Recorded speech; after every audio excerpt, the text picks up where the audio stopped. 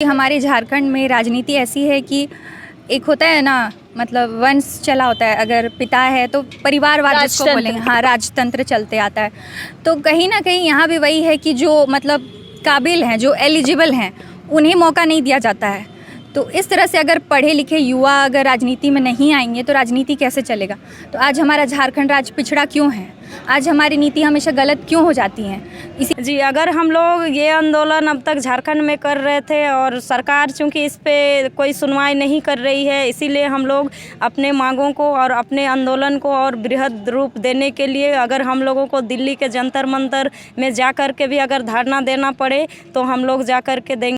जोहार। लगातार नियोजन नीति का विरोध, 60-40 का विरोध, छात्र आक्रोशित होकर कभी सचिवालय घेराव, कभी मुख्यमंत्री आवास का घेराव, लगातार आंदोलन कर रहे हैं, पर सरकार सुन नहीं रही है उनकी बातें। इसको लेकर लगातार छात्र आक्रोशित है। अब तो राजनीति में भी अपना कदम रख रहे हैं और अब कुछ महिलाएं भी अपनी राजनीति में कदम रख रही है। छात्राओं से हमारे साथ बातचीत करने के लिए अभी पुष्पा महतो मौजूद है। हम उनसे बातचीत करेंगे और जानेंगे कि अब क्या होने वाला आगे की रणनीति। जी पुष्पा जी, अब क्या कुछ होने वाला आगे? देखिए, हम लोग 60-40 नीति का विरोध कर रहे हैं। पिछले 6 महीनों से हम छात्र छात्रा लगातार इस नीति का विरोध कर रहे हैं, आंदोलन कर रहे हैं, लेकिन अभी तक भी झारखंड सरकार इस पर कोई भी स्पष्टीकरण नहीं दी है और गंभीरता दिखाते हुए इस पर अभी तक भी इस नीति को स्पष्टीकरण वो नहीं दे रही है। आगे की रणनीति क्या है? सुनने में आप लोग दिल्ली जाने वाले हैं। जी, अगर हम लोग ये आंदोलन अब तक झारखंड में कर रहे थे और सरकार चूंकि इस पे कोई सुनवाई नहीं कर रही है, इसीलिए हम लोग अपने मांगों को और अपने आंदोलन को और बृहद रूप देने के लिए अगर हम लोगों को दिल्ली के जंतर मंतर में जा कर के भी अगर धरना देना पड़े तो हम लोग जा कर के देंगे। क्या लग रहा है कि वहाँ पे सरकार आपकी बातें सुनेगी? देखिए, सरकार, क्योंकि ये तो यहाँ के जो स्थानीय छात्र छात्रा हैं झारखंड के, इन लोगों के हक अधिकार की बात है, तो सरकार को इस पर नियम बनाना चाहिए, नीति बनाना चाहिए, नियोजन नीति जो यहाँ के छात्र छात्रा हैं उनके हित में नीति बनाना चाहिए। आज बेबी महतो शपथ ली हैं, क्या कुछ कहिएगा? जी, मैं ये बोलना चाहती हूँ कि हमारे झारखंड में राजनीति ऐसी है कि एक होता है ना, मतलब वंश चला होता है। अगर पिता है तो परिवारवाद जिसको बोलेंगे, हाँ, राजतंत्र चलते आता है।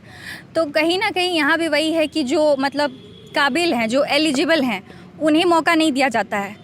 तो इस तरह से अगर पढ़े लिखे युवा अगर राजनीति में नहीं आएंगे तो राजनीति कैसे चलेगा।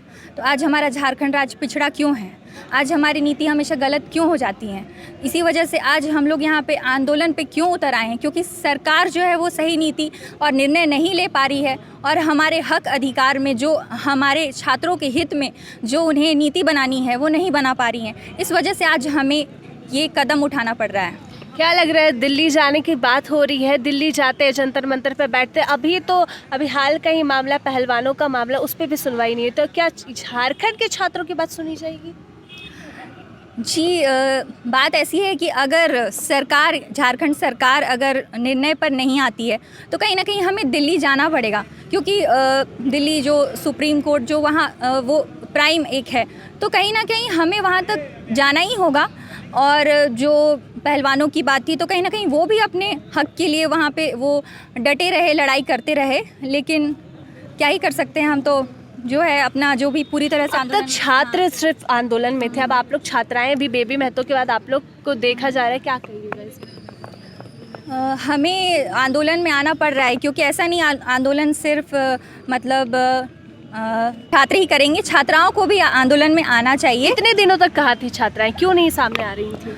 क्योंकि कहीं ना कहीं डर होता है, एक बहुत सारी चीज़ों की जिम्मेदारी होती है, हमें घर की जिम्मेदारी होती है और परिवार में भी बहुत कुछ एक होता है, डर होता है ना फैमिली वालों का कि लड़की है भाई कहाँ जाएगी, इसको ये सब चीज़ों में नहीं आना चाहिए। और जो अभी ये सब चीज़ों में आंदोलन में होता है बहुत मतलब कभी होता है डंडे खाने पड़ते हैं, कभी मारपीट हो जाता है। क्या डंडे से आप लोग डर रहे हैं? जी, डरेंगे तो फिर हम बढ़ेंगे कैसे, लड़ेंगे कैसे, तो डरना नहीं है। राजनीति में जयराम दार है, क्या आप लोग भी आइएगा राजनीति में?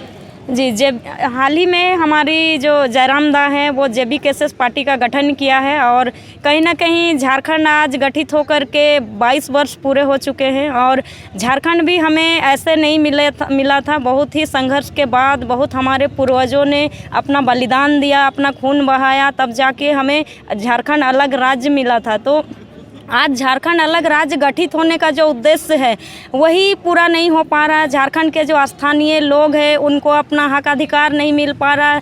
यहाँ के जो स्थानीय युवा हैं उनको नियोजन नहीं मिल पा रहा और यहाँ की जो भाषा, संस्कृति, भूमि है इस पर झारखंड के जो बाहरी प्रदेशों के लोग हैं उनका अतिक्रमण हो रहा हमारे झारखंड में।